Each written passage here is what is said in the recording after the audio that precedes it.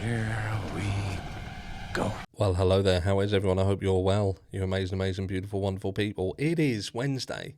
It's Wednesday today, and you know what that means? That's right, it's a midweek hump. And before we get straight into the meat and potatoes, I just need to show you something. And that is these. Something a little bit different. Look, we've got Valentine's Day coming up, which is the day after my birthday, by the way. So Rose Forever, these guys here, they do these flowers, all in ceramics, look. And if you're not into your flowers, they also do, which I know all of the women are in. All the women are into candles. Look at that. Candles.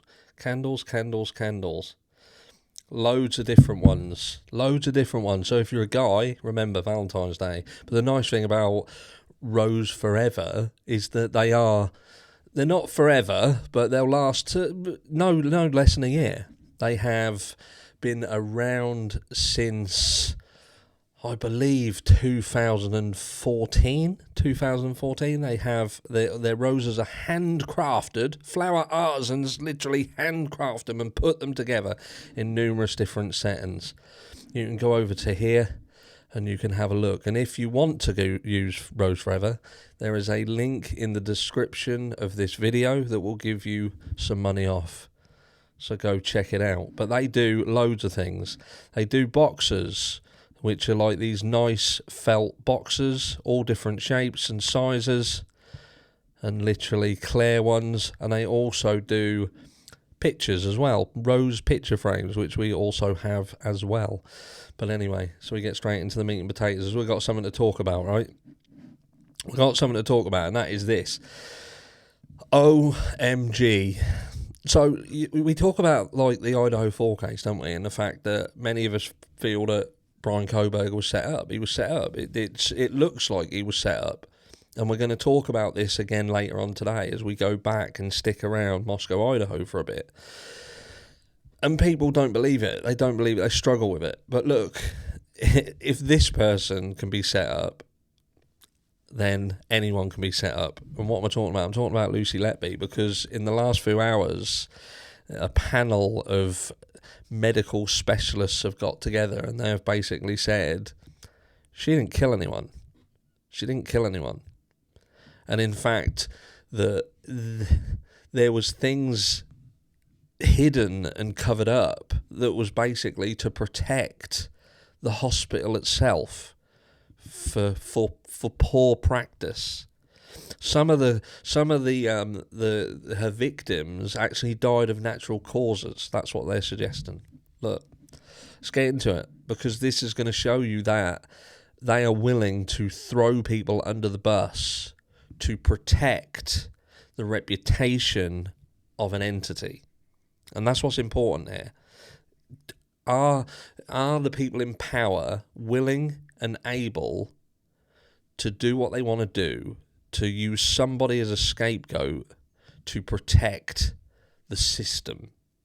And let's not forget again how that plays into things like the Idaho 4 and the Bryan Kohberger situation. Is you have the same situation at the very heart of the Idaho 4 case. You have the University of Idaho, which is the money machine. It's the foundation of where this crime happened. And they are in the process of the acquisition of the Phoenix University, worth upwards of $500 million. So I ask you again, is it beyond the realms of possibility that someone could be used as a scapegoat to protect? Why are medical experts disputing evidence using to convict Lucy Letby? Convicted serial killer Lucy Letby, and look, again, I can't help but draw the comparisons between Bryan Kohberger, Lucy Letby, different types of crimes, but this is a heinous crime. This is, if you had to stack this up against the Bryan Kohberger situation, Lucy Letby would be top. She'd be top of the pile. Truly horrendous. We're talking about the absolute worst crime imaginable. Convicted serial killer Lucy Letby is back in the news after a panel of medical experts working with her defence team said they believe the 35-year-old did not commit the murders.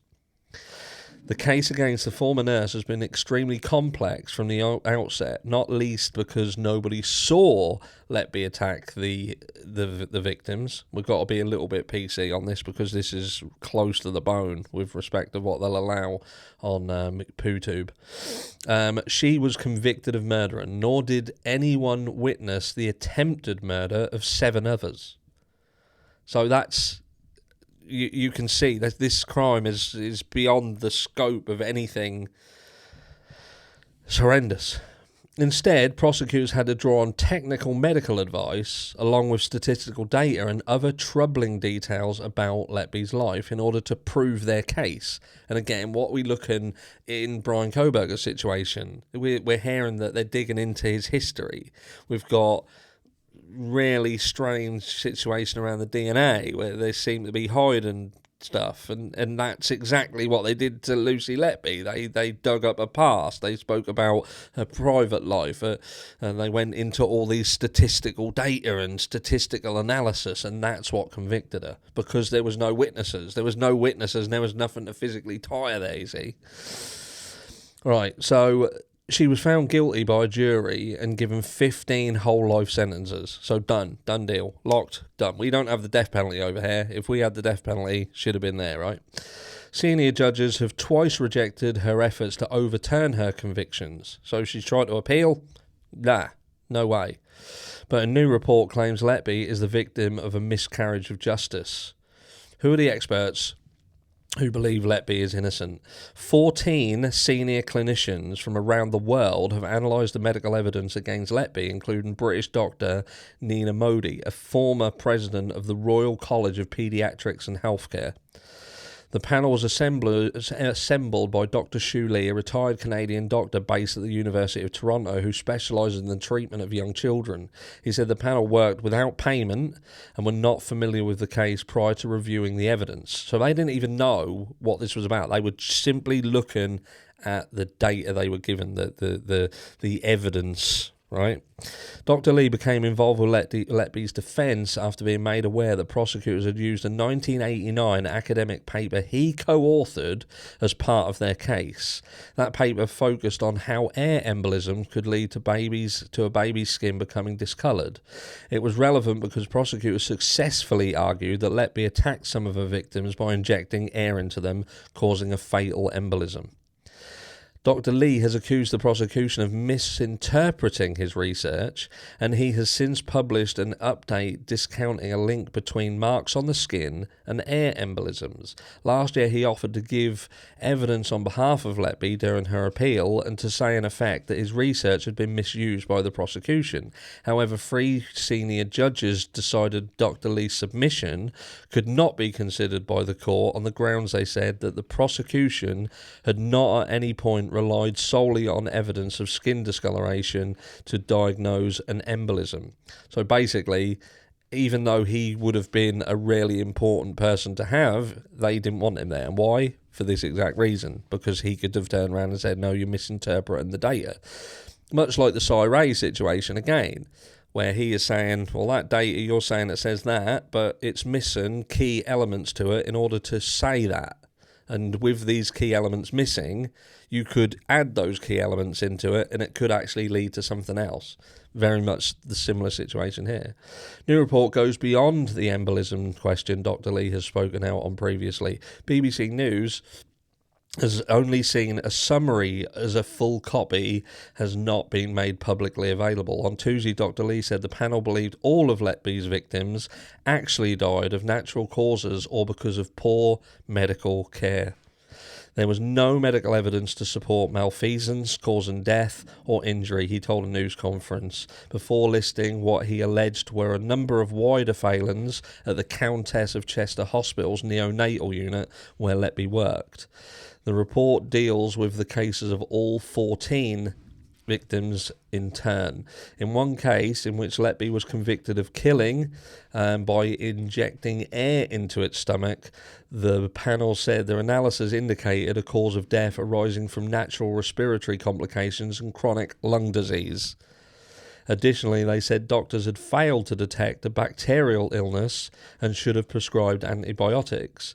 In a case where Letby was convicted of attacking a victim by removing a tube which was allowing the infant to breathe, Dr. Lee said the panel's analysis suggests the infant collapsed because it was fitted with the wrong size tube in the first place by a consultant who didn't know what he was doing. There are similar findings for all Letby's victims, the panel said. All the deaths could be explained by natural causes or medical errors. However, the criminal case against Letby did not exclusively rely on medical evidence. Prosecutors also pointed to data showing she was on a shift when the babies fell ill, as well as circumstantial evidence, including the fact she repeatedly researched the families of the deceased and kept records which a judge said were morbid records of a crime. Speaking at Tuesday's news conference, Mark MacDonald, the barrister leading Letby's defence, argued the circumstantial evidence was of lesser importance in the case against the nurse compared to the medical evidence. Could Letby appeal her convictions again? Letby's 2 previous failed attempts to appeal means she cannot simply lodge another. Instead, her defence team are attempting to use another route to get a judge to re-examine the case.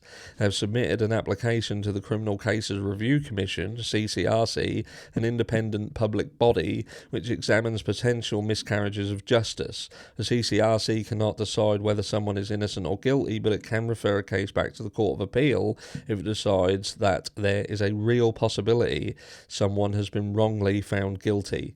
Letby's legal team will need to show that they have uncovered compelling new evidence indicating that she could be innocent in order to get the case back in court. That, they say, is what Dr. Lee's findings constitute. However, it will ultimately be up to the CCRC and potentially the appeal court to determine whether that is the case. So this is an ongoing thing, obviously. There's a lot more to it. There's a lot more that we're going to have to go through. This is, again, she's tried to appeal, she's failed to appeal, so it ain't very simple. But what do you think?